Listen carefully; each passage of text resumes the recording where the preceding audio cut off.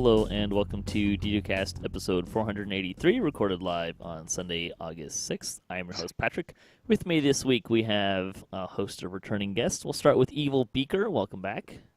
Good morning. Thanks for having me. Yeah, we also have Arkat. Happy August, everybody. Yay. We are officially more than halfway through the year. Thank God. Or the summer, anyway. Yeah, right. We also have Antha. Hey everyone, thanks for having me back, Patrick. Yeah, thanks for coming back.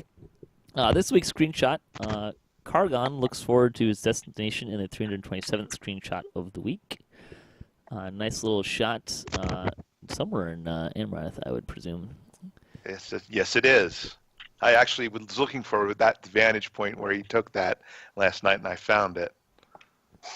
We like to talk about Dungeons & Dragons online nearly every weekend. You can catch us through Twitch, YouTube, the DDO forums, iTunes, or from our website at DDOCast.com. DDOCast is hosted by Sabriers, the awesome podcast hosting network. Shows are usually available within a few days of recording. The next show will probably be next weekend. You can stay updated by following us on our social media pages at DDOCast on Twitter. You can also check out our website, DDOCast.com. We have a calendar there. I'm usually pretty good about updating stuff about when we're going to be doing this kind of thing. On the podcast this week, we've got a pretty exciting week, I think. We've got our main discussion, which is going to be about the DDO Store. We'll get to in a minute. But we also have an early look at Favored Soul changes and a new look at Cleric Domains. So we'll take a look at that. But we're going to start with the DDO Store. And what we're going to do today is we're going to be talking about what things we think you definitely should buy, and what things we think you probably should never buy, and then kind of some in-between places of what our favorite kind of things to buy are and stuff like that. And we decided that we should start by talking about VIP, Premium, and Free-to-Play. Because those are your three options. Free-to-play means you're completely free, you've never spent any money on the game. Which limits, I think you get like 2 character slots. You get only the free races. Obviously, you don't get any of the VIP perks and stuff like that. Now, when we say free-to-play too, it doesn't mean that you've never spent store points. It just means you've never spent dollars, because you can get points in the game. If you buy something with dollars, you become premium, which means you get like 2 more character slots and a couple other perks. So it's, and I think most people aren't going to stay in free-to-play, right? Free-to-play is where I think most people begin to play, and if they like the game, they're going to spend at least a few dollars on it. And you can buy stuff for as little as a couple of dollars if you catch the sales right in the marketplace, which we'll talk about as well. VIP, of course, is the subscription model, and I think VIP versus premium is kind of the tension of what are you going to do. VIPs, of course, get free access to all of the things, all of the content, all of the most of the races and classes and that kind of stuff. So, anything else you guys wanted to say about races or VIP, premium, free to play? One of the cool things about being a VIP is that you can enter quests on Elite to start right off the bat. You don't have to go through normal and then hard and then Elite. You can start off an Elite right away. You also get some of the other perks you get you get a 10% XP bonus, you get some faster movement in public spaces, stuff like that. Yeah, and I think it's important to note the whole store system. So, according to the little bit of research I did, we've had the store since 2009. That seems like a lot longer than that, but and it allowed us to come up with the free-to-play model, because when people try DDO, the majority of them probably tried as a free-to-play player. How long you stay there is up to you, but yeah, I mean, you quickly find out that the VIP is the way to go, as long as you can afford it, obviously. I mean, there's a lot of people that would say that premium is the way to go, and with the idea that, particularly as you're getting the free points that you can get in the game, you end up spending less in the long run. the caveat I have with that is if you really like when the new stuff comes out, the new content comes out, the new races come out, and you want to play those right away, then VIP is probably better for you because if you're premium and you're probably really going to be playing the sales, right? You want to get as much stuff on the sale as you can to really maximize. I mean, that's true for anybody, right? VIP is included. But as you're playing, that new content comes out, it's not going to go on sale for at least several months. So, just be aware of that. If you're going to be premium and you're going to want to play that content as soon as it comes out, you're going to end up spending. You're going to end up buying a lot of that stuff at its high cost. So, right. By the time you're done, you're at a yearly membership right there. Possibly, yeah. And you can get. I'm trying to think. I don't know if you can still get the deal where it's like $9 or $10 a month if you buy the VIP in bulk months. But I haven't seen that advertised for a while. I mean, obviously, I don't look at the store sale page on their website. I mean, maybe that's the place to keep an eye out for stuff like that. Yeah. Okay, so let's move into let's talk about things that you should buy. These are things that we're going to not just recommend you buy, but if you're going to keep playing, you're going to want to buy them because it's going to really improve your gameplay or your ability to kind of navigate the game and all that kind of stuff. Arkat, do you want to? We'll just kind of go around until we run out of things to mention. But Arkat, why don't you lead us off? Yeah, sure, absolutely. Probably the number one thing that I think you must buy is shared bank space. God, that's super important, especially if you're a hoarder. You can only make so many, mules, but in order to really have a lot of storage space and to be able to transfer stuff easily, shared bank is just super important. It's the only way to move bound to account things between your characters. If you don't have a shared bank, then bound to account is bound to character. So, things to keep in mind. Yeah, I really like that. And it comes in, I think the first tier comes, what is it? It's like the first tier comes in at plus, like 30 slots, 40, 50 slots, something like that. Yeah, 30 or 50. Something like that. You can keep buying plus 10 slots, and they come on sale. Well, they used to come on sale frequently. I know I bought. You can get up to 180 slots in the shared bank right now, and I think I bought all but the last one on sale. And I couldn't figure out if it was just like that last one that was never coming on sale, or they just stopped putting those on sale because once you buy it, you can't see it anymore. So. But yeah, I wholeheartedly agree. Shared bank is very convenient. So, Evilbeeker, you want to go next? Well, on that same token, I'm going to say inventory space, only because, like it was said, if you're a hoarder, that space gets sucked up really quick. And if you go, you can get an inventory space from Coin Favor, you can get an inventory space from a portable hole.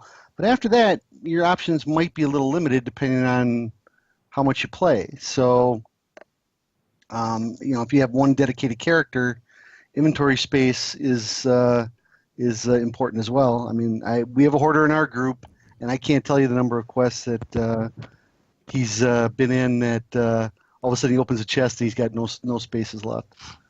I would say to those people, you probably don't need to carry everything with you at the same time. Yep. Consider that.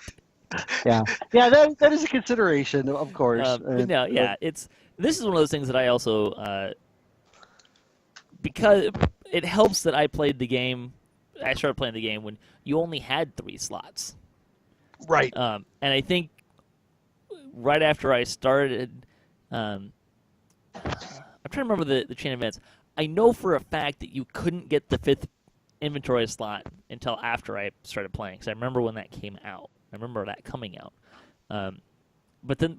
So until the store came out in 2009, you could only have up to 5 spaces. So for me, it's always been I'm kind of used to and trained to not necessarily worry about that, so I can get I waited for them to come on sale, kind of a thing, and slowly kind of bought them out.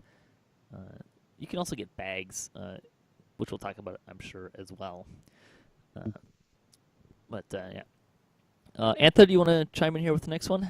If your mic's working? You guys hear me? Very not so much. Okay, how about that? It's a little better. Okay. I was going to say storage bags, either the gargantuan collectible bag or the gargantuan ingredients bag. Now, obviously, you can get the tiny one when you come into the harbor, but everyone will surely realize that they start to fill up right away. And once you get the gargantuans, you can just transfer the like your shared green steel ingredients over through the crafting storage. But I find that really all you need is one of those bags on your main character and you're set.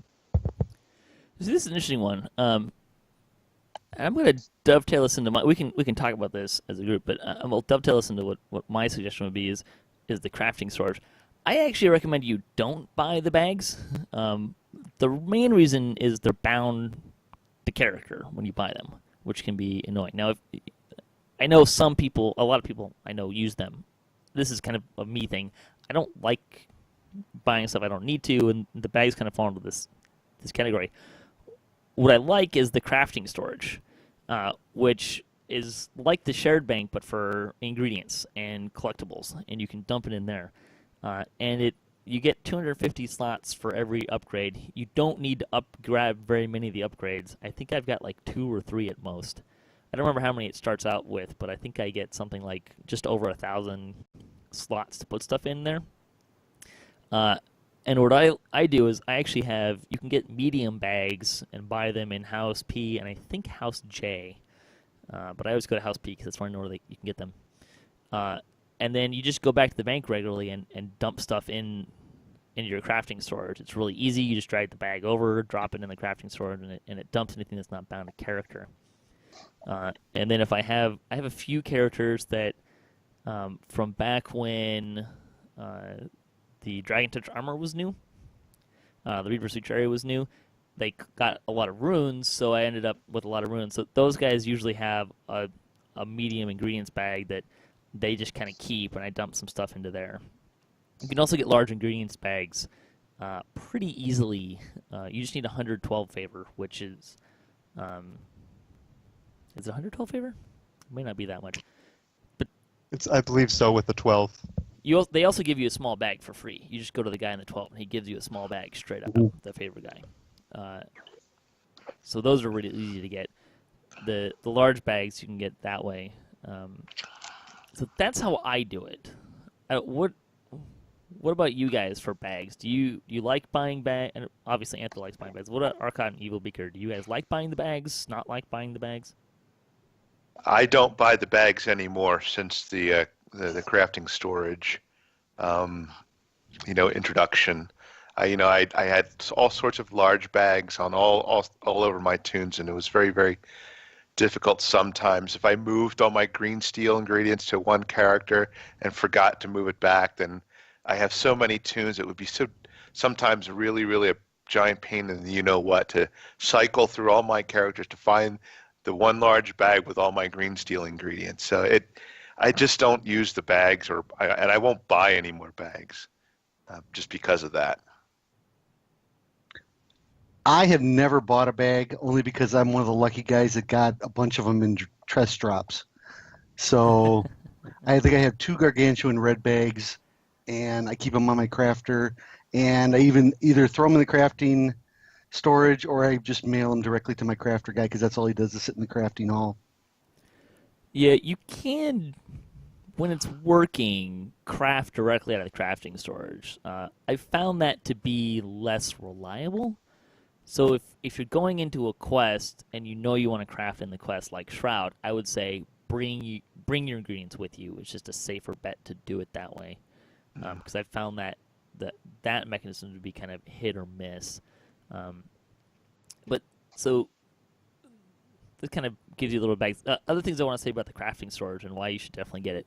You can put augments in this thing. So you don't need an augment bag, which was the one bag I bought. This is before crafting storage came out, because I needed somewhere to put all my augments, right? Oops. That I was keeping. Well, this was before it came out, so Yeah, it wasn't yeah. such an oops. But now that bag, I can't bring myself to throw it away because I spent money on it, or spent points on it. But it's just kind of hanging out somewhere. But you can put augments in it. You can put augment-related things like the jeweler's toolkits in this thing. You can put hirelings in the crafting storage, which is a weird one, but you can put hirelings in the crafting storage. The one caution that I would give is if you're running Inspired Quarter, the discs take up 1 slot per disc. But if you put them in a bag, they only take up, it doesn't matter how many you have, they only take up 1 slot per color of disc in the bags. So that's the one thing I don't put in the crafting storage. So, there you go. So there's crafting storage versus bags. A little bit of different ways you can go about it. But I do know some people that still use bags and even will put all their shard ingredients in one bag and then put that in their shared bank, as opposed to the crafting bank, and then move it around that way. Sean also in our chat room also says, make sure you have a bag to collect stuff. Yes, and turn on auto gather. It's very helpful. You can also get large gem and collectible bags by turning in 150 planar shards, which you get out of the subterrane.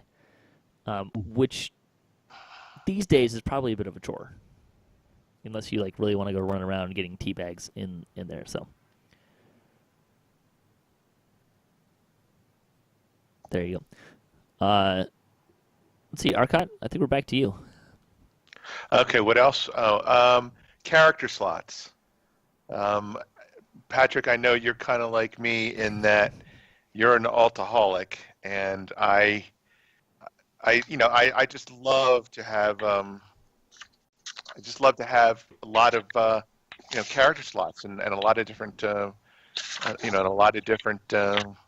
characters. So I think character slots are at least for me a definitely must have. I wanted to say something about character slots really quick, and the crafting storage shared bank, which I think is important to mention. When you buy these things in the store, they apply to all servers. So if you're someone who plays on multiple servers, buying a character slot means, so if you're playing on 3 servers compared to someone who plays on 1 server like myself, if you buy 1 character slot, you're getting 3 character slots because you get 1 for each server, right? Same with the shared bank and the crafting storage. If you buy these things, you get them on all servers. As opposed to something like a bag, you only get on the character you buy it on. So that's something to keep in mind when you're looking at some of these things. So, anyone else want to say anything on character slots? I think it's a good one. Yeah, I want to know where the Altaholics Anonymous meeting is because I'll be joining that as well. It meets in the largest space we can find because you have to fit all the alts in it. Yeah, there you go. So the dues are pretty high because of the facility's rental costs. Let's see. Antha, why don't we circle around back to you here? All right. Surprise hasn't been mentioned yet, but let's say Epic Destinies, if you're not VIP and don't have the Menace of the Underdark, that's a big thing to pick up. It definitely helps you through the epic levels and to the legendary content. I mean, let's face it. If you're playing an epic and you don't have Epic Destinies, I mean, I want to say this as politely as possible, but what are you doing? Dying a lot. Yeah. It's like 85% of epic leveling is in your Destinies. Oh, yeah. The only people I would tell not to go out right now and buy Epic Destinies are people who aren't playing in Epics yet. And And I say that partly because this is something we'll talk about later too. Menace to the Underdark usually goes on sale around Thanksgiving, Christmas time, somewhere in there. It's been between like 75 and 85% off. So you can get it really cheap, and that comes with Epic Destinies. Or wait for a sale. But if you're playing in Epics and you don't have Epic Destinies, shell out the full price and get Epic Destinies. Anyone else got anything they want to say on that? Epic Destinies are worth every penny, so, pay full price for them. Don't wait for a sale. Pay full price for them. If you're in Epics. Yeah. If you're not there yet, you can wait a little bit. But. Of course. Mr. Beeker, I think we're back to you, sir. Yeah, so my next must-have is either a lesser or a greater Tome of Learning. So if you don't have that applied to the character you play the most, or if you're trying to get a quick TR going, having that is like having an experienced elixir all the time. And then there's also the upgrade from lesser to greater in both cases. So I think was it Menace of the Underdark? That was the first time we had those, I believe. Mm-hmm.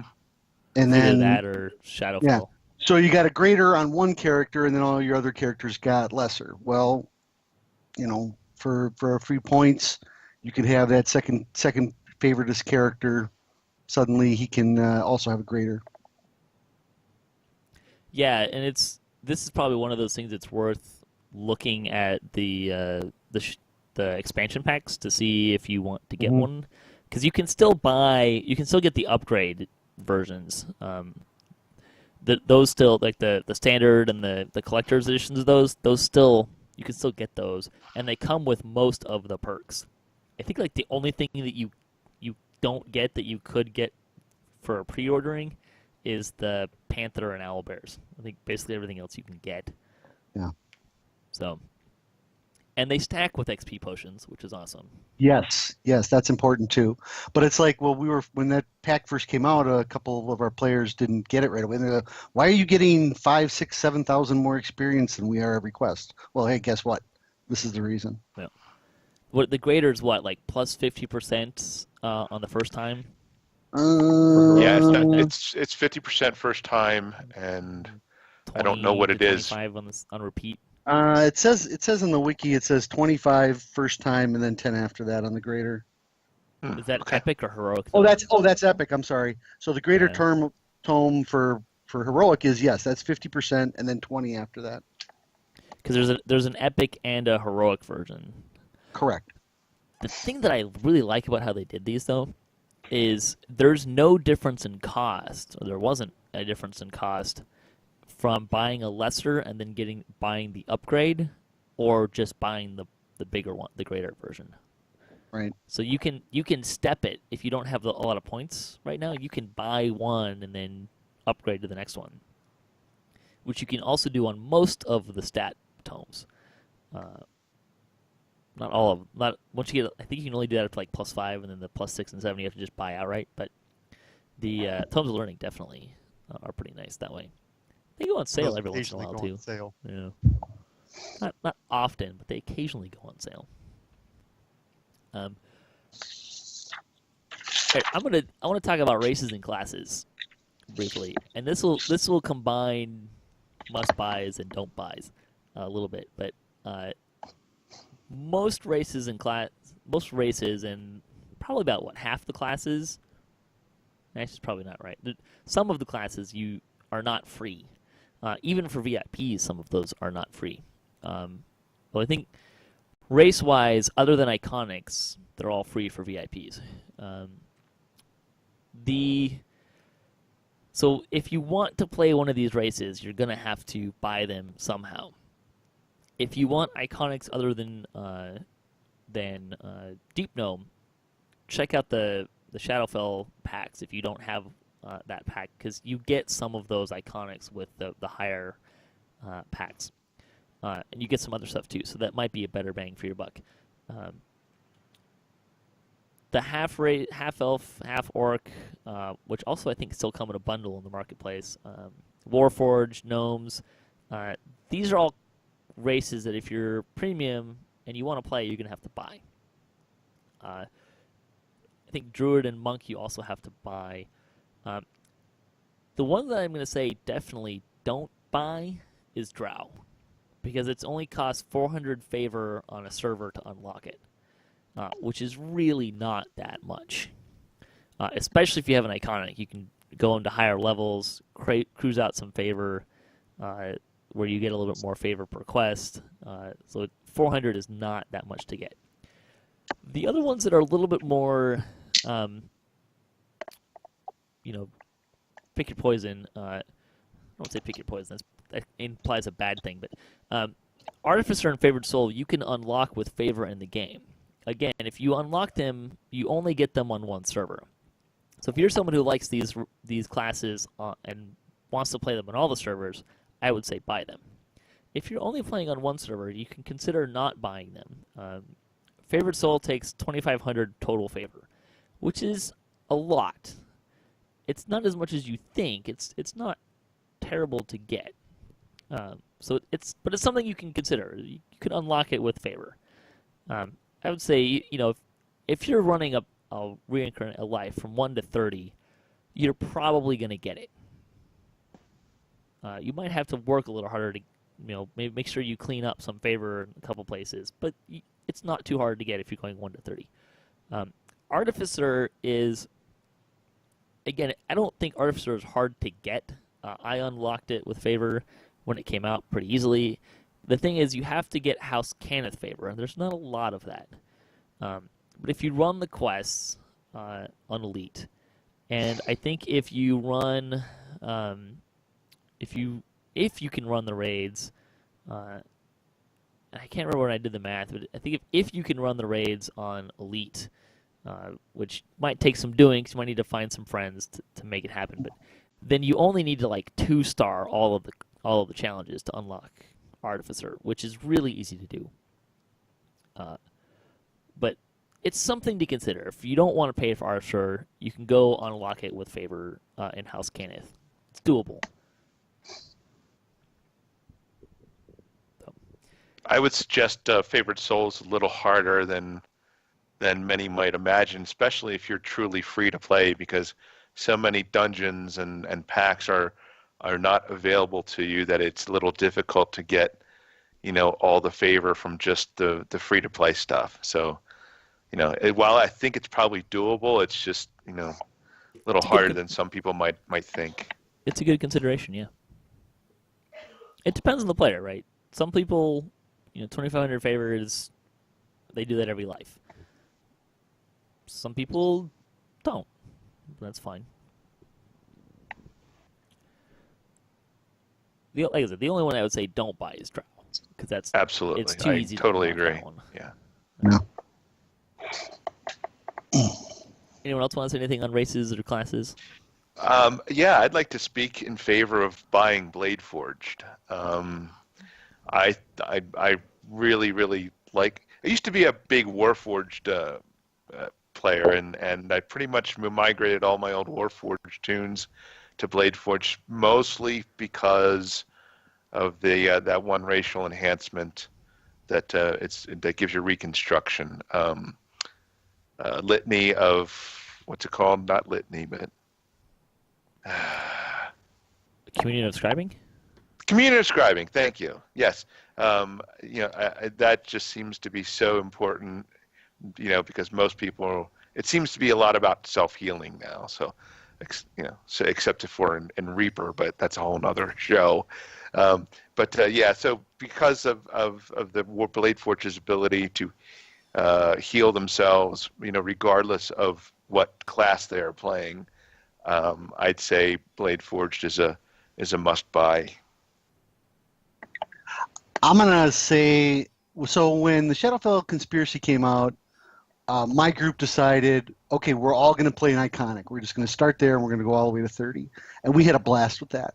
We had one of each, not the Deep Gnome because that wasn't out yet. But I was kind of, I don't want to say I was stuck with it, but I drew the short straw on Morning Lord, and you know what? I ended up really liking the Morning Lord a lot. If I had to pick an iconic recommendation, For somebody who doesn't necessarily like to be a tank, then I would go with the Morning Lord. Yeah, there you go. They're fun. It's a little bit different. The thing I really like about having iconics is if you want to hop on a different server and grind out some favor or play with some friends for a little bit, it's a little easier to get up into those level ranges. So you can just pop right in and you can do some fun stuff with it. Or if you need something to go farm some challenges and all your characters are in epics, great way to do it as well. Mm-hmm. Mm-hmm. And also sometimes people do contests on the forums that you need to have something at this and this level. The fun thing with iconics is even though they start at 15, you can make them and then you can do quests before you actually level all the way up to 15. So it can be kind of a cheat way to do that. Cap them out. Yeah. Anything else you guys have on your must-buy list? I was going to say monster manuals. Monster manuals are good because they do all sorts of cool things. They can give you anything from mysterious remnants to astral shards to experience points. Pets? They also, yeah, that's right. They give you pets if you complete the various levels of slaying stuff. They give you the pets. They also, this is kind of a minor thing, but they also, once you kill enough, you get the expertise levels, and so you can see how many hit points, an orc has before you even, attack them, kind of thing. Or so you can, or this red named salamander over here, you can tell how many hit points it's got before you even go and attack it. So those are pretty nifty, but monster manuals have a lot of really good, pluses to having them. They're free to VIPs, so I've never had to consider buying them. I do like them. I was gonna actually, I'd put this in our question mark section of do we like them? Do we recommend you buy them? Do we not recommend you buy them? I would say buy them on sale. I don't think it's anything you need to buy at full price, but I think they're kind of nice. And it's account based, so it's not like a lot of the rewards are account based, so it's not like you have to kill a whole bunch of things on one character, and then if you reincarnate, you can't see hit points anymore. So it's a nice background thing. My wife's a premium player, and she just, they're just really super important for her, or to her. Yep. Antha, were you going to say something about monster manuals? Yeah, I was going to say they're a real nice addition to the game, and if you're a TR junkie, you constantly just keep getting the little extra XP boost every time you kill the monsters over and over again. Yeah. I wouldn't say the XP is make or break, but it helps. Yep. Every little bit. Yeah. Anyone else got any must-buys? Yeah, I'll throw out one more. If you use hirelings, a hireling contract folder is nice to have, even if it's the one that only carries 2, because you could be way on the other side of Stormreach and then have to, I need a hireling. Oh, I don't have one. I got to run all the way back. So and I think it's less than 100 points for the small one. Yeah, there you go. All right, should we do favorites next or don't buys next? Oh, come on, let's get into never buys. We all want to get to there anyway. Let's do the never buys then. All right. I'm going to start off. I'll start this one off. Weapons and armor. Don't buy weapons and armor in the store. For one thing, weapons and armor is really easy to find. Go run a quest. You'll get one. You'll get something. Right? You'll get something, right? They give you things to start with. Anyways, when you build a new character, every new character gets a weapon, and every new character gets some armor. The other thing is, the weapons and armor you can buy, they're not good compared to what you can get in the game. So don't buy weapons and armor. Jerry, if you're listening, get the weapons and armor out of the store. Well, hang on. Now, for the weapons, yeah, and pretty much most of the armor, yeah. The actual armor, yeah, but the shields, there are a few shields that have a really cool cosmetic or looks to them, and like the Fjarlin shield, the Stormreach shield, or the what do you call it? Sell them as not the cosmetics Fjarlin. then. Yeah. So you could actually make them into a really cool cosmetic shield. So, there's not no reason to buy some of the shields, but they're minor reasons. All right, what else we got? I'll throw scrolls and wands on that pile too. Which you can buy in the game. So Yeah, which you can buy in the game. You just the funny part about that is sometimes people don't know where to look to buy. Where do I go to buy a wand of fireball? Well, if you don't know, or you don't have a Google in front of you, it could be hard to find. The store is a convenience, and that's probably why a lot of these items are in there. I would be shocked if more than one fireball sold in the store per month. But you know what? That one sale is better than not having the sale at all. yeah. Sean is saying that he thinks the weapons and armor are there for emergencies, like if an ooze breaks your stuff. Sure. Carry more than one. Well, yeah, you can say the same thing about arrows and bolts and spell components. You can just basically call those oops purchases. Oops, I forgot to get my spell components, or oops, I forgot to buy potions of jump. I think that's one that I think I bought out of the store a couple of times. Yeah, this is stuff I put in my never buy. It's not to say that I don't know people that haven't bought them, and thieves' tools and stuff like that. But yeah, I think your oops buy your oops. I forgot to fill up on stuff is appropriate as well. So, Sean is pointing out you can get rune arms in the store, and I think there's a couple of rune arms you can only get from the DDO store. I have not ever bought them because I have a wealth of rune arms. I don't need rune arms, so. Yeah, but that's one of those things that your rune arms are not random loot gen, so they're a lot harder to get.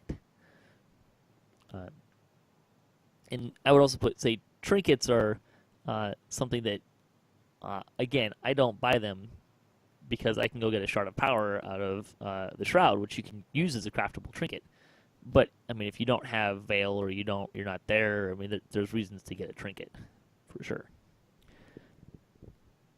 All right, Arkat, what do you got for don't buy?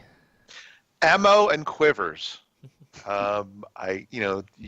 You can buy all sorts of wands with flame arrow or flame bolt. You can go to House Deneath and get favor, and you can get all sorts of decent quivers from the vendor. And House returning Deneath bolts vendor. and arrows. Yeah, absolutely. Yeah. So and some classes you're able to conjure bolts and arrows. So there's really no reason to buy ammo or quivers in the store. That you can buy those all over the place too. You can just buy normal bolts and stuff like that. You can get conjure bolt scrolls in House Cannith as well. So, Antha, what do you got for don't buys? For don't buys, I'll say the feats and spell swaps. For the feats, there's a place in the marketplace where you can actually go in there, take a little test, and you can exchange a feat for free. You can also turn in your Sybaris Dragon Shards for Dragon Shards that Fred requires to do a feat swap. For spell swaps, you can get the Dragon Blood from the favor of, the Agents of Agrinescence. Yeah, Arganesson. Arganesson, yeah. You can also get the Dragon Blood from Vault of Night. Plane of Night drops them, although that I wouldn't count on that as being a reliable supply. But you can get them there. So. Not to mention you can always pay your trainer just to swap out a quick spell if you're a sorcerer favored soul. It's slower, but because you can only do it once every 3 days, but it just costs plat. Yep. I would presume that most newer players I can see, but most players probably don't need to swap all their spells out as a sorcerer, or favored soul, or bard very often. So. No. I'm going to throw this one out, and I'm putting it in never buy. I could see some rare circumstances where you need to do it, but crafting bits. So Canith essences. I don't recommend you buy shroud ingredients because I think you can only get the small and mediums anyways. Mm-hmm. Which you can usually find someone who'll give them to you if you're asking around or know some people who've been playing for a while, because the crunch point is the large ingredients, not the smalls and mediums. Those are a dime a dozen. You could probably even find some on the auction house. So in general, I would say don't buy crafting bits. If you want to make something and you need another 200 Canith essences, go run a quest, crunch all the materials, you'll get some Canith essences. It doesn't take too long to go through that process, right? Yes, it means you don't get it right now. You got to go do a little, but I mean, it saves you some points in the long run. So I would say don't do it. It saves you a lot that. of points, Patrick. The Canith essence prices on the store are obscene. Yeah, there's just no way I would ever buy them from the store. No. Just quick to add on to that. Actually, if you go to the auction house, type in a higher level, and just sort it by the buyout price. Usually, you can pick up a high level item for a couple hundred plat, and just grab your extra Canith essence shards that way. Yeah, that's a great way to do it as well. Yep.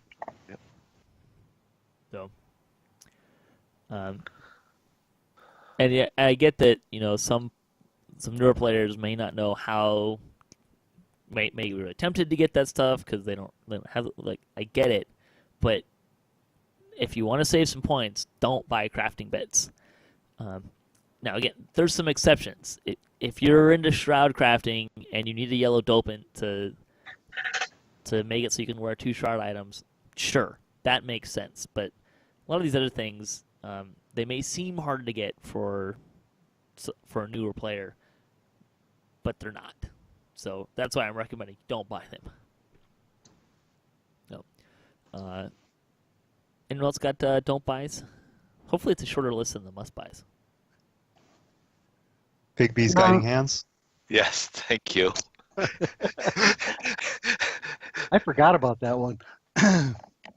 Those are awful. They're just absolutely awful. I think they're kind of funny. I wouldn't buy them, but I have a bunch from because I just bought some of the Traveler trunks while they were on sale, and I've gotten some of their freebies, so I've got a bunch of hands.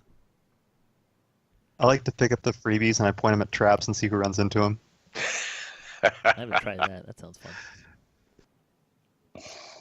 Lots of seasonal items are pretty crappy. I was just going to say Well. that. There's some that you need, like if you're going to do the Winter Festival, you need ice skates. But but you don't need mistletoe. And come on, if you're buying Potion of the Party Pooper, then you shouldn't be playing DDO because running around with a pumpkin head is so cool. You could also run the Party Pooper ones. Usually, if you run for like 20 minutes, you can get enough bits to buy a Party Pooper potion. Yeah. But I'm sorry, you got to have a little bit of fun while you're playing. So, now, would you guys buy the potions that give you more bits? no, I not for me. No, only because we do we'll do Maybar. We're doing Pirates right now. Last night, we ran for 3 hours. We didn't have one. What is it? Butter rum. Is that the one that gives you more drops? Probably. Butter rum coffee, something like that. But nah, we were doing just fine, and by the time the night was over, we had enough ingredients to pull some good items out of the chest. So I don't see the need to do it. I've bought them like once each, kind of a thing, to kind of give it a whirl. And I think my consensus, if I remember, conclusion, if I remember correctly, was the one for Crystal Cove wasn't really worth it because it's not bits that the bits just help you open the thing. The map pieces to turn it in. Yeah, something like that. The Night Revels one was a little bit more helpful in that you were getting crafting bits, the ones like the most that you're actually going to need to craft. You're getting those more frequently. But again, that didn't tend to be my crunch point. Those bits didn't tend to be my crunch point, so. Right. And it used to be when Maybar first started, what were those things called? Coffees of Night or something like that? Night black coffee. They weren't working. I mean, they were not increasing the drops of whatever it was, and so you really run the risk of buying something that doesn't work. So I don't even try. And even if you do buy them, it's something to be aware of on those is because Night Revels is in a public area, they tick down in a public area. So if you're gonna buy one of those, you're essentially committing to doing that for that length of time. So, yep. Anything else on the don't buy?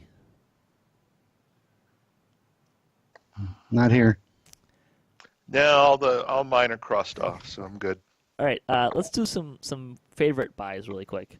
And for me, I'm just going to throw my two out there. We already talked about Tomes of Learning.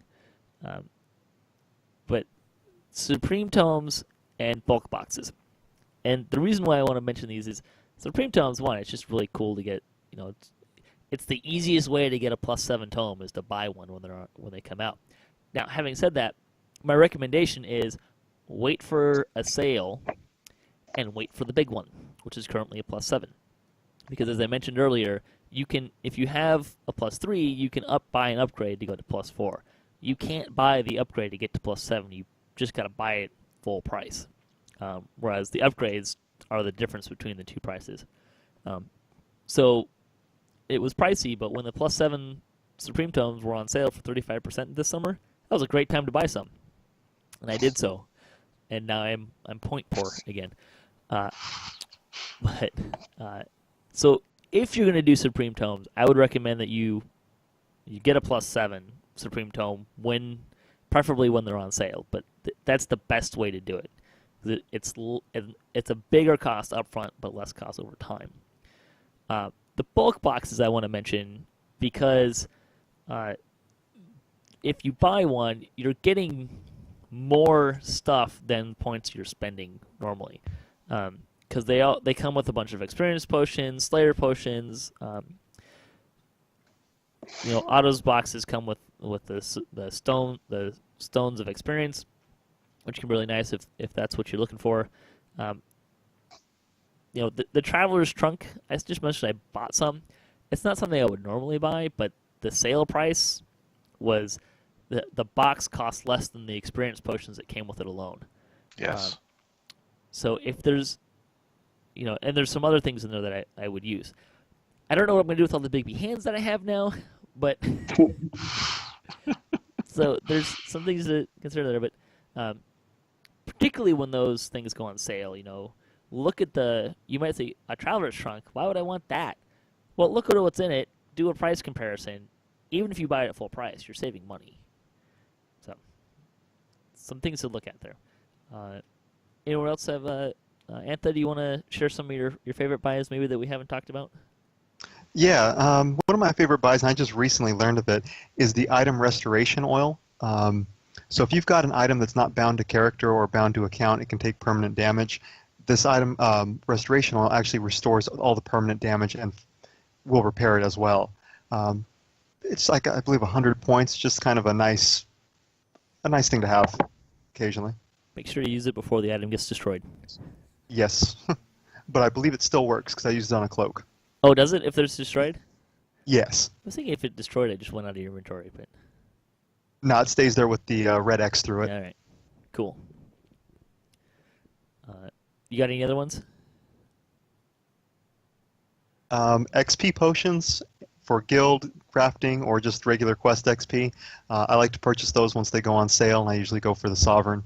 and they will go on sale usually once or twice a month, it seems like, or once every other month. If you start paying attention to the sales, you kind of realize there's a little bit of a cadence. It's not a firm rotation because some things come up more than others, but there's the bonus days and the sales. You kind of, if you watch it for a year, you'll kind of pick up on the trends. Arkat, you got any favorites to mention? Yeah, I've got a few.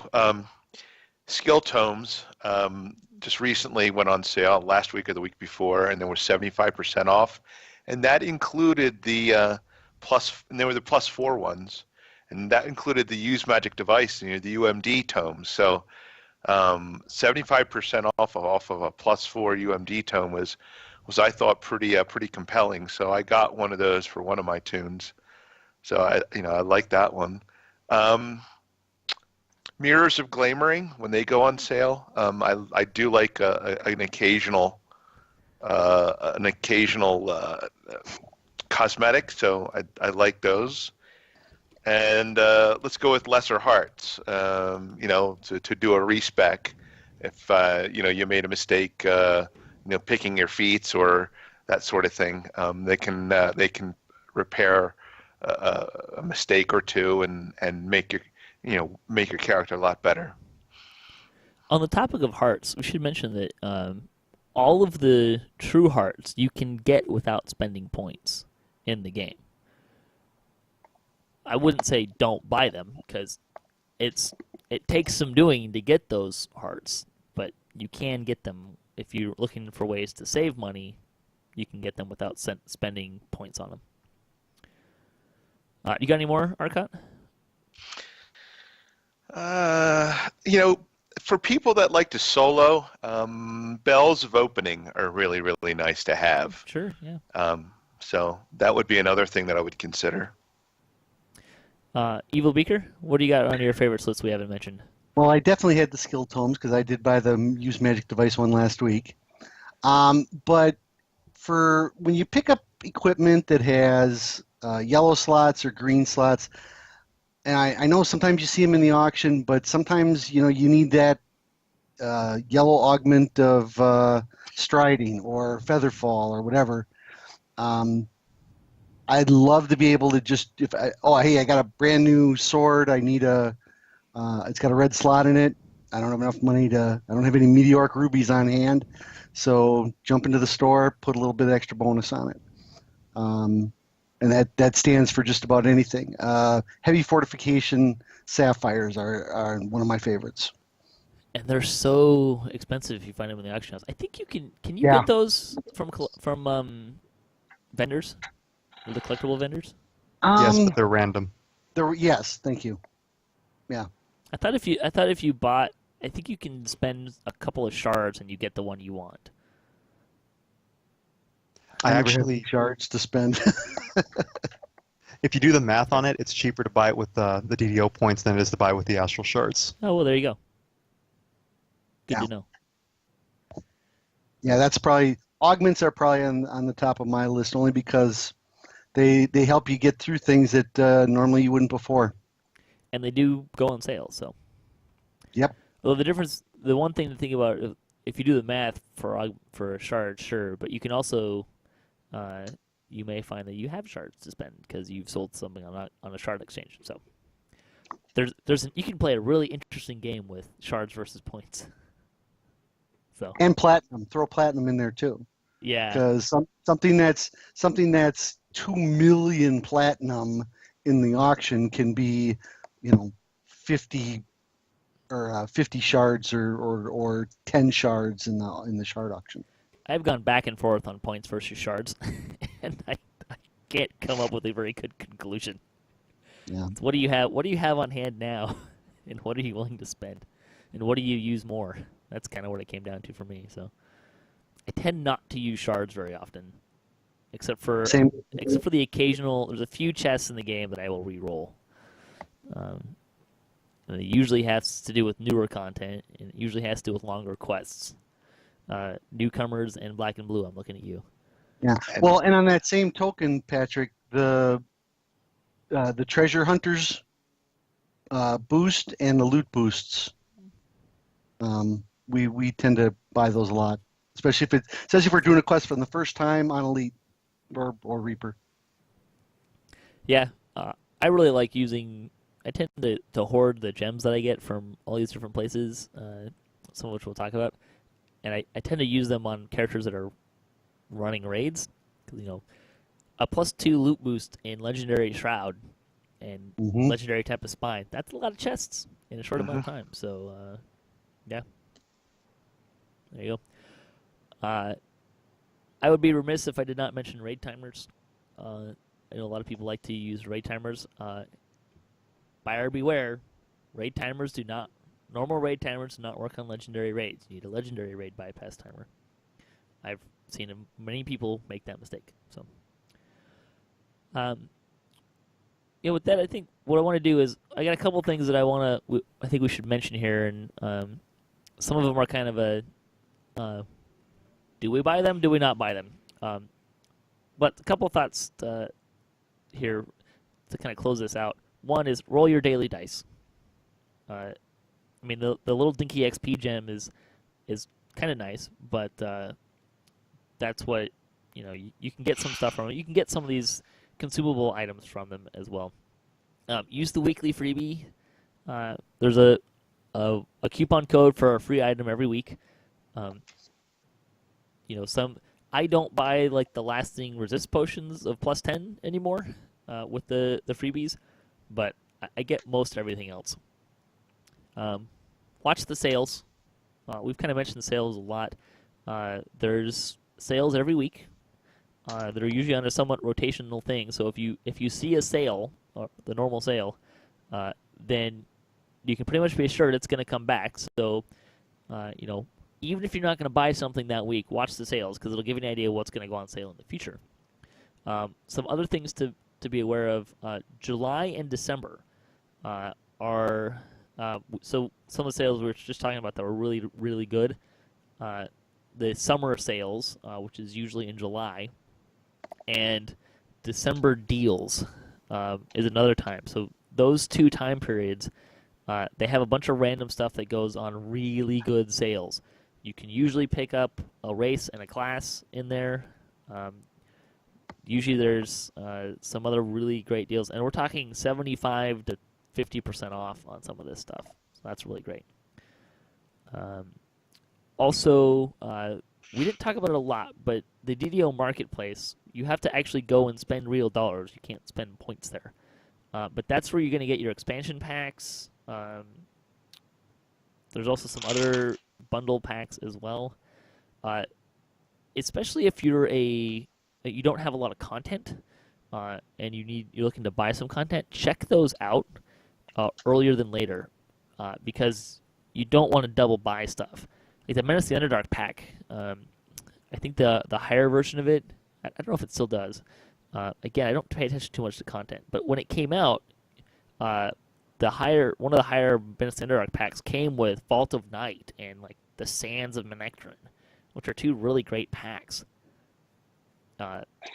So if you don't have a lot of content and you're looking to buy content, check those out first.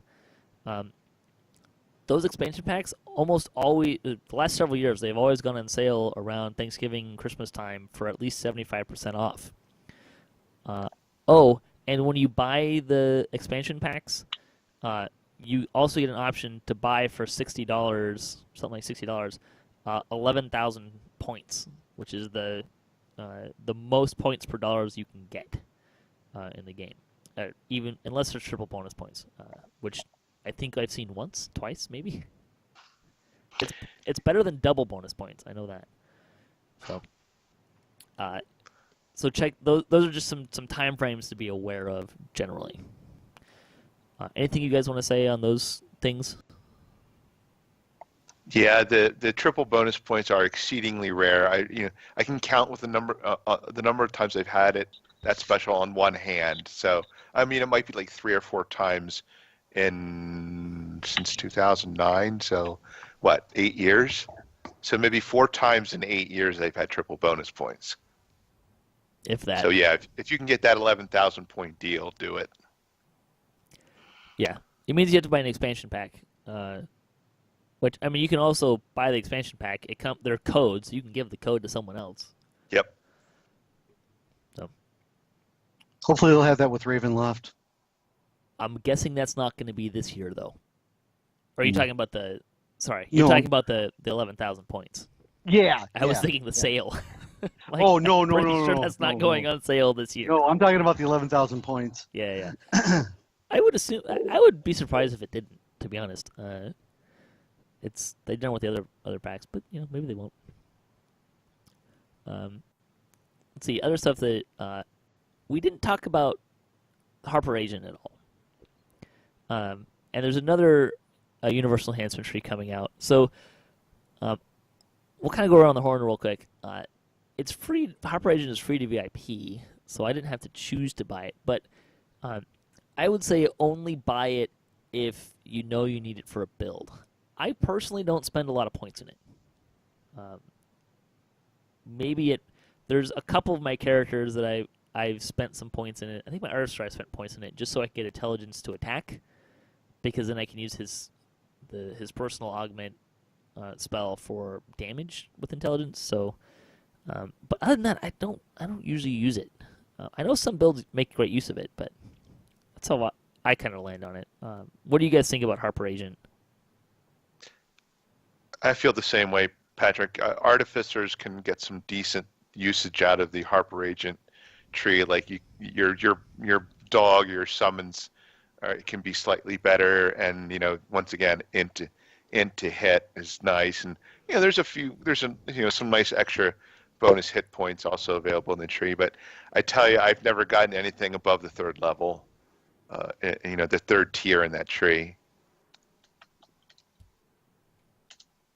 I'd say it's a nice tree for multi-class characters. Not really good if you're a fighter, but it really depends on your build. If you're a pure class and you're not an artificer, probably not worth getting. Yeah, I dip into it on multi-class guys. So there's the if you're a rogue or have rogue levels, there's I think Spot. I'm trying to look at it right now. You get Spot or Disable Device. Oh, Listen, Search, and Spot up to +3 on that. So that's about the only time I ever dip into it. If you're gonna get it, I would recommend waiting for it to go on sale, and it goes on sale a lot. You'd be surprised how much it actually goes on sale. Usually pretty good deals too. So I think it's like every other month. I think it's on sale for like 35% or something like that. So it's in the regular rotation of sales. So the other one would be pets. I never buy pets. I'm not big on cosmetic pets. The only pet that I generally run around with is the Rock, and it's more because I think it's funny and I have it, and most people don't. So yeah, if you follow Jerry on the live streams on Wednesday or Friday, he'll give you a rock if you really want one. But it's mostly just because I also do it because I was kind of trolling one of my guys in my guild who Benton, who's been on the show, and I got people on the show a rock at the time, and he was running around with it, and people were jealous of it, and like, oh, that's really awesome. So I threw my rock out there just to kind of mess with people, and then I just never turned it off. And occasionally I'll make it do flips just because it's fun. But I'm not a pets person. I don't know. Are you guys pet people?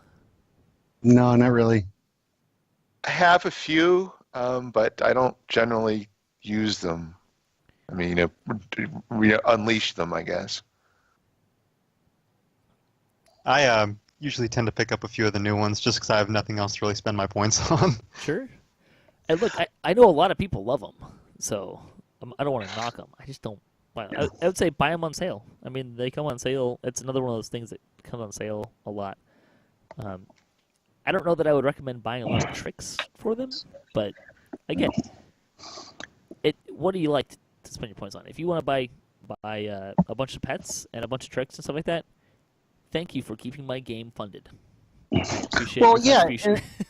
and that's exactly it, right? So everybody has different tastes.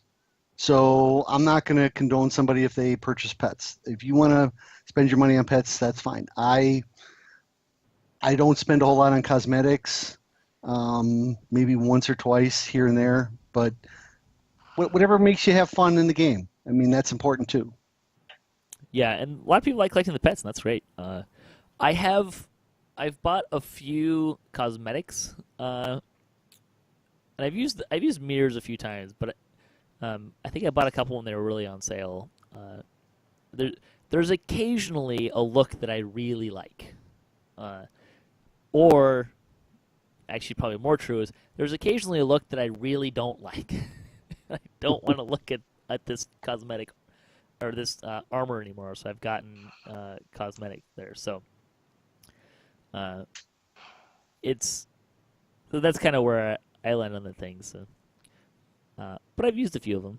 I do like the mushroom hat. I put that on my monk with the mirror glamoring. So Nice. all right. Anything else you guys want to say about sales or store or anything like that before we move on to game news? No, I'm good. All right. Let's do it. We'll get into game news. There's a little bit of game news this week. Kind of some fun news.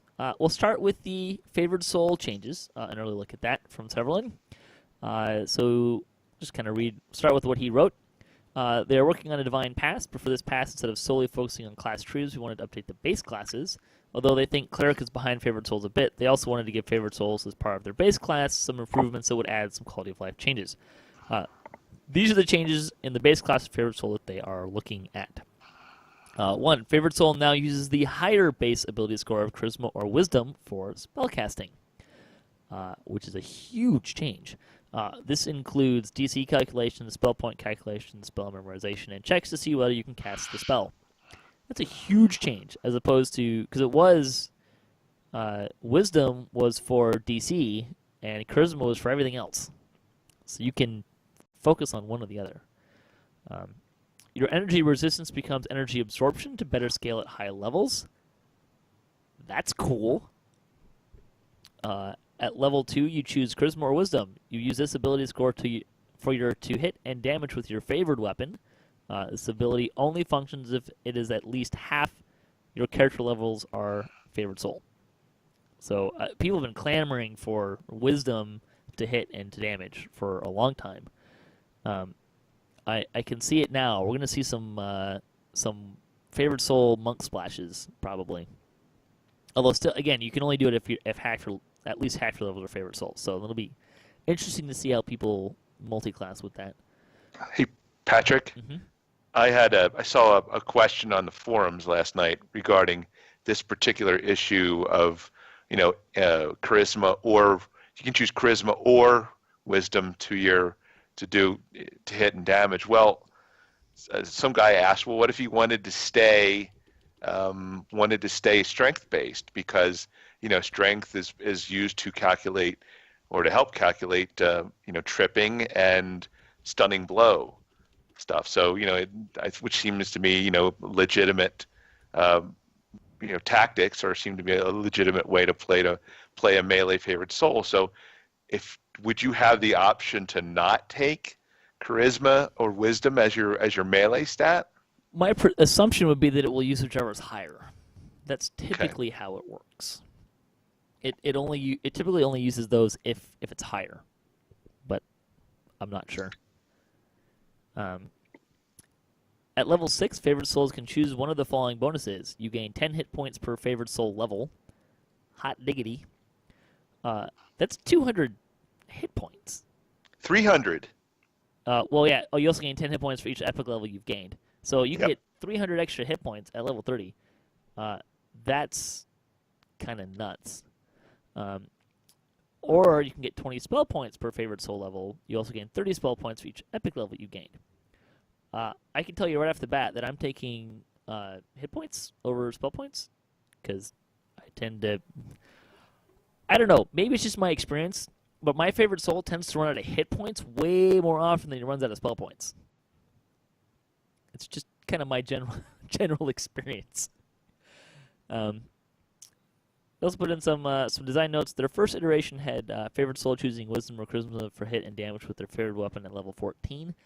This cut down on splashes and was meant to support Favored Soul melee builds. The problem is they didn't want players to have a bad experience for 13 levels before they could play their, quote, real build.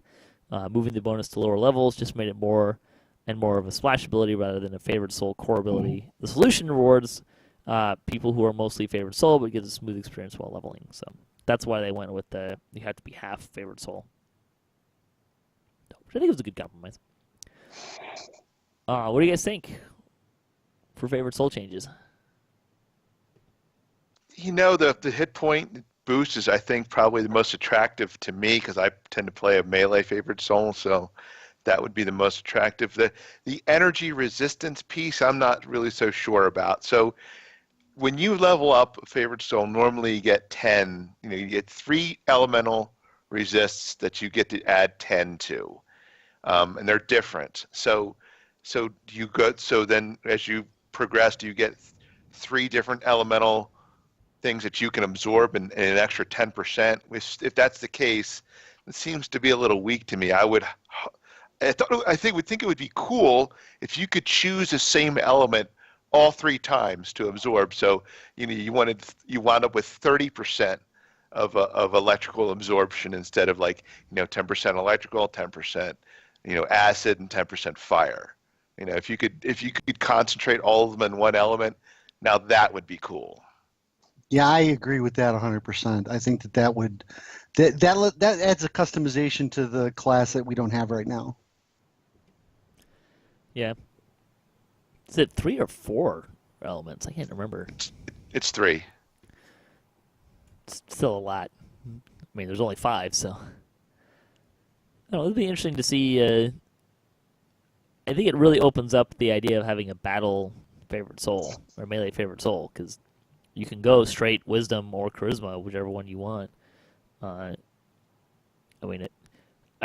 a lot of fun combinations you could make here.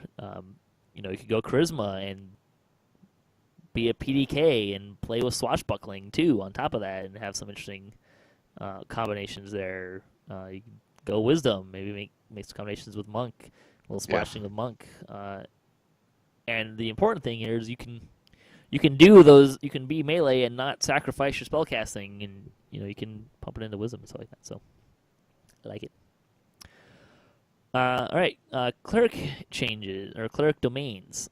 So they worked on a divine pass. They wanted to add in their version of domains for clerics rather than giving them simply a series of spell options. They wanted players to pick a domain that gave cleric interesting build options that worked with enhancement trees. So they gave a preview before. They have updated it. There are some significant changes as well. So I'll just go through some of these pretty quickly. Air domain. So at level 2, you start getting stuff. That's when you pick your domain.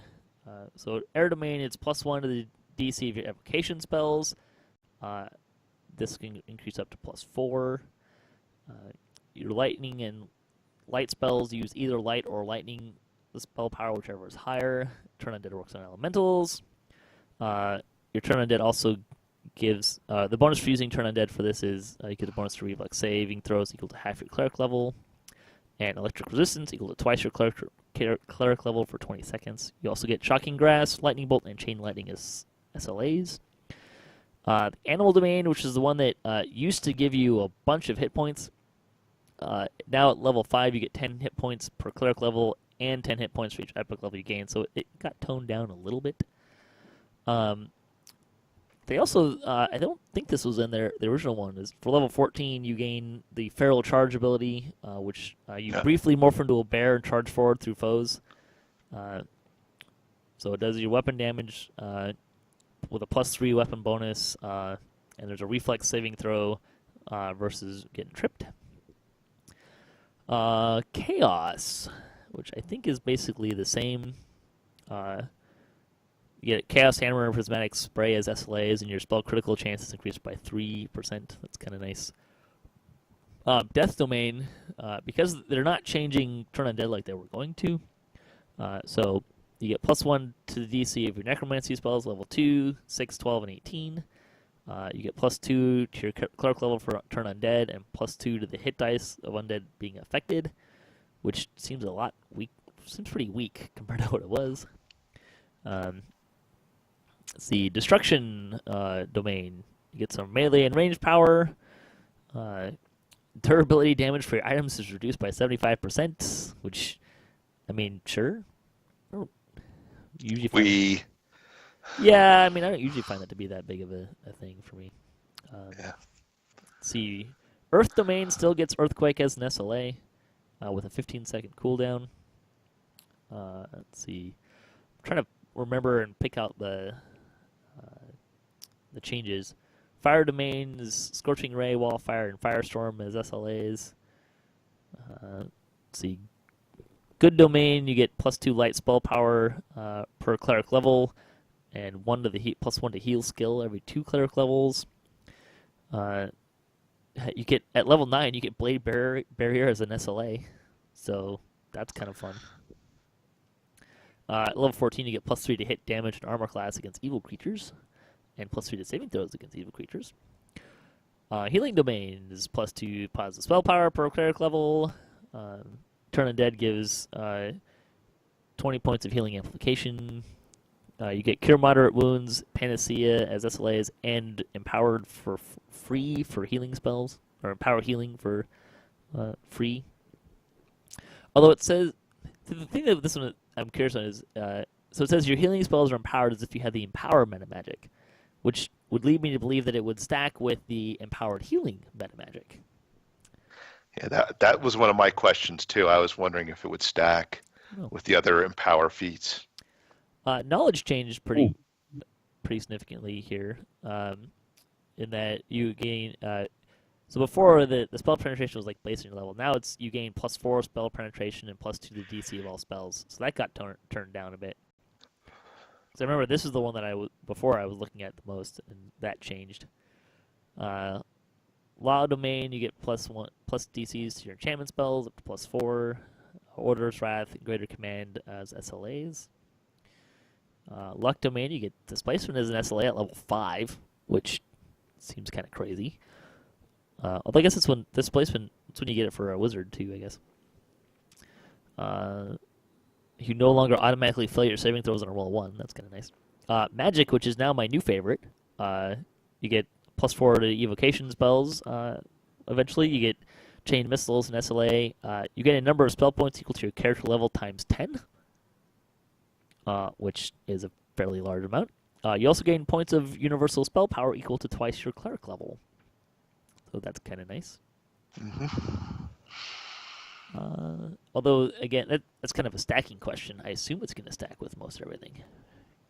Protection gets shield as a permanent effect, Radiant Force Field SLA, and armor class and PRR equal to are increased by your cleric level. Strength, you become immune to strength damage and get +2 to strength. That's kind of fun. Immune to knockdown effects. You always save versus stun effects. Some nice things there. Reflex saves based on their strength. Oh yeah. Stat instead of dex. That's kind of a fun one too. Yeah. See, Sun Domain, Searing Light, Sunbeam, and Sunburst as SLAs. Your Turn Undead gives you True Sight which is kind of interesting. The problem with these Turn Undead things, though, is they're only 20 seconds. That's such a short period of time. You know, Patrick, if I could rant on this one, please indulge me.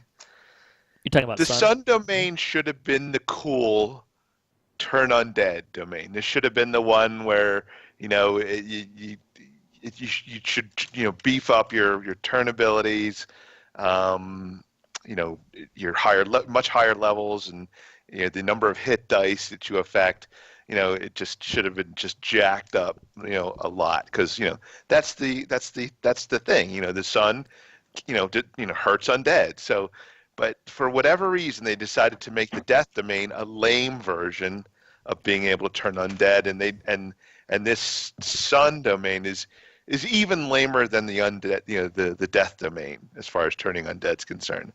really true seeing for when you cast and when you turn undead, you give people true seeing, really? Like, not all of us already have it already, and like a lot of undead are have displacement on. Are you serious? I mean, It come does, on, this was so lame. It does also give enemies that have enemies in the race turn undead have their incorporeal mischance negated, and will be inflicted with 10% vulnerability to light damage. I don't disagree with you. I think Sun Domain is a place where you should get more light damage for your turn undead, and I think that the bonuses for the Death Domain for turn undead are pretty lousy. They need to be a little bit higher.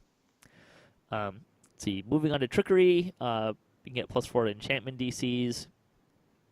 I'm seeing some Arcane Archer funness with those ones.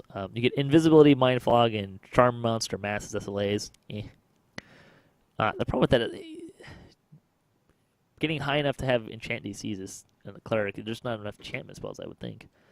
War Domain. You get damage with melee and ranged weapons. See, you get proficiency in all martial and exotic weapons, which exotic weapons is pretty cool. Holy Sword as an SLA, so tactical DC is increased by half your cleric level. And Water Domain, Solid Fog, Cone of Cold, and Greater Creeping Cold as SLAs. So there you go. You guys have any thoughts on the cleric stuff here? I agree that I'm not happy with the Sun or the Death one. I think that he hit it right on the head when he said that, hey, that's supposed to, Sun is anti-undead. That should have been your undead killer right there. And the Death one, did they say anything about charming undead or some of the other cool Pale Master things that are out there? I would have thought that maybe those would be better choices as SLAs for that.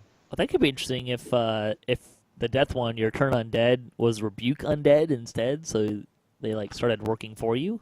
Like it was Charm undead instead. Great idea. Great idea. I don't understand why that isn't on the top of the list, to be quite honest.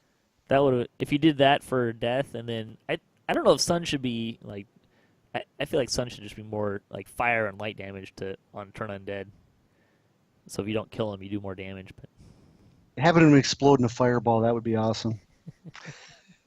I think it would have been nice to see the Death Domain give them the ability to turn into like a vampire, since we fight so many like cleric vampires in the game. It would have just been a nice flavor change. I think they're adding a lot of arcane ability to the clerics, but I mean they do need a pretty big pick-me-up compared to the Favored Souls. Sure. I can tell you, I'm going with Magic Domain. I mean, that's easy for me. Evocation spells and spell power. Done. Yeah, and spell points. That's sold. Yeah, that 40 universal spell power is pretty nice. Yeah, that's a pretty good domain. Sev did say that the base mechanics for Turn Undead isn't changing. The strategy to boost its usefulness for clerics is by adding an additional effect when you use the ability. So there you go. Bonus days. Crystal Cove is through August 13th, so it's a nice long bonus days. Just pretty typical when they do that one. Store news. Cosmetic Preview will return when the DDO Store is once again offered in-game. They expect that to happen relatively soon. The reason why it hasn't happened yet is they brought the Lotro Store back internally, and it became no longer compatible with Windows XP and Vista. So they were able to create a temporary workaround, but basically they don't want to introduce that into DDO, which makes sense. They also deliberately gate certain items from view for players who cannot or should not be able to purchase them, like they already have it, or VIP, that kind of stuff. They also would like to improve the search functionality, though. At this time, they do not have plans to bring back the cart, although that could always change in the future. Players can gift game time and points to the DDO market, and can gift certain items to the DDO store. They have to see an expanding gift options in the future.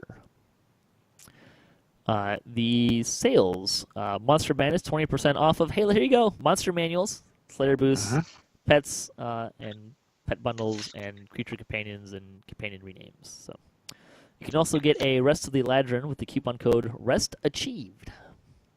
So that's kind of nice. That's a decent one. Yeah. Let's see. that'll bring us to community news. The 245th Chronicle. Voodoo Spice has a tutorial on the raid riding the storm out. Need to watch that. See if there's anything else in there that I've been missing. We got a shout out for hosting DDOCast every Tuesday on Twitch. Mr. Champy regularly streams DDO in French on his Twitch channel. Let's see, the guild for the week, the Rebels of Chaos, is a small level 42 guild on Orion looking for active players to help them grow. Veterans and new players alike are welcome. You can find them in-game and say hello. The guild, or the comment for the week, what quests do you think you've run the most? Waterworks. That's a pretty good one. I was thinking Bond 3. Been there a lot. Bonds in general, but more Bond 3 than the others. Tempest Spine recent, within the last couple of years, within the last year or so. Sure. Spies in the House.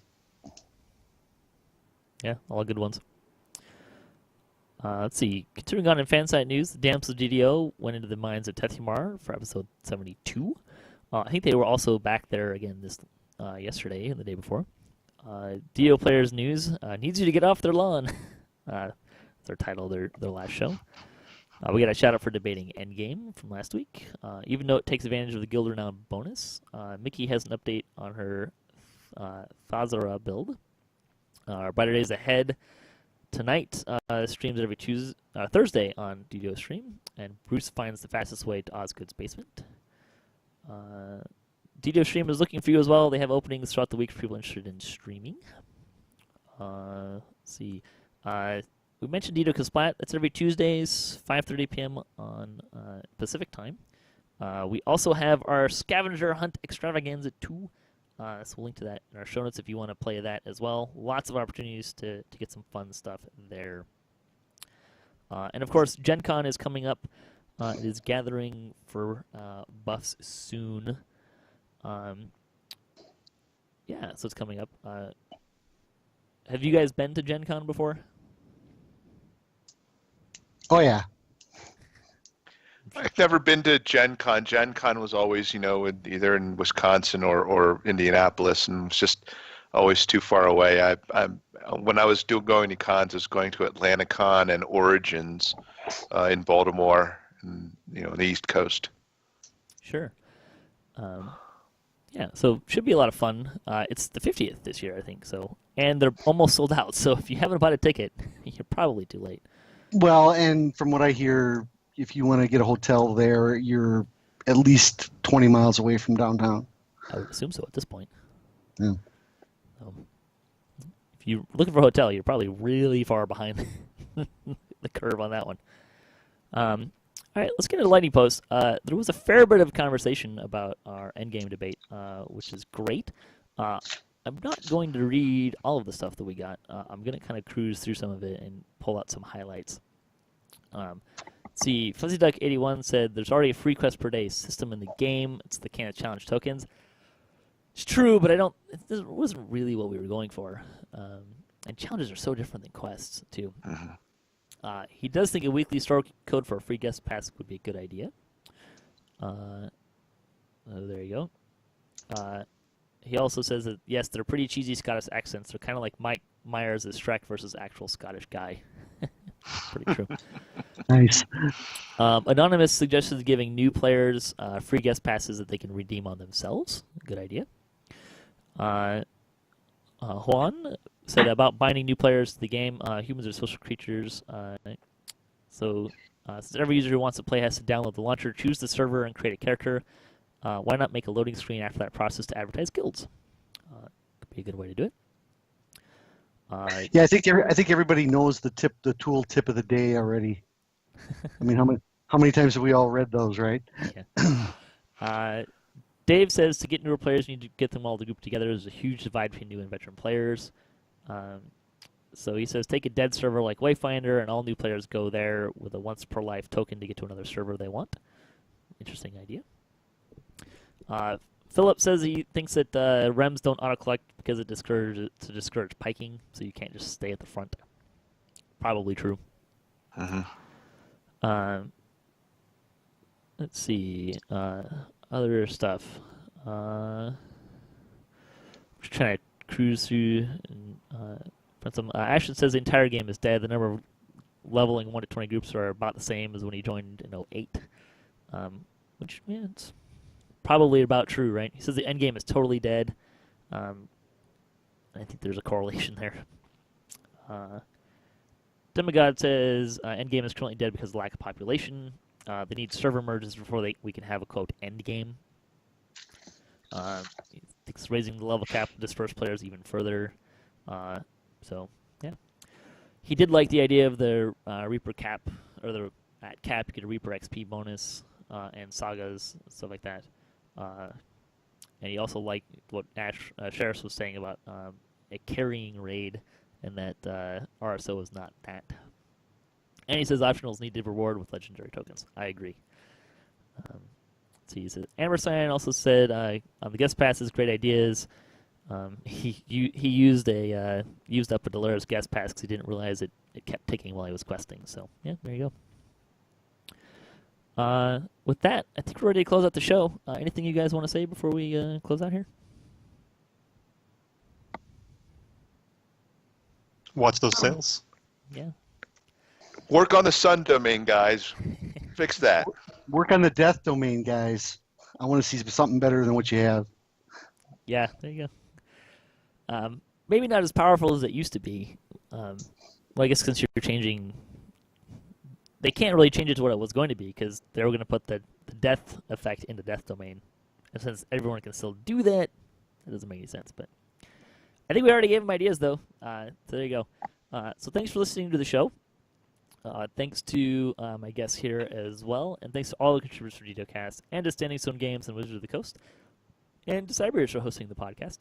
If you'd like to support the show, you can visit our website, DDOCast.com, or you can support us on Patreon. You can also hit us up at DDOCast.com for show notes, MP3s, our calendar, previous shows, swag, and other fun stuff. If you'd like to be a part of the show, we have a comment on this episode, like many of you did last week. That was great. Or if you have a question you'd like to hear us answer or a topic you'd like to hear us debate, or you just want to say hi, you can leave us a comment or email us at DDOcast@gmail.com. Our closing tip for the week comes from Kenzan and Orion. Read the lore behind the quests. It makes you appreciate the quests more. So until next time, may all your attack rolls be crits, all your tests level appropriate, have fun, and don't forget to gather for buffs.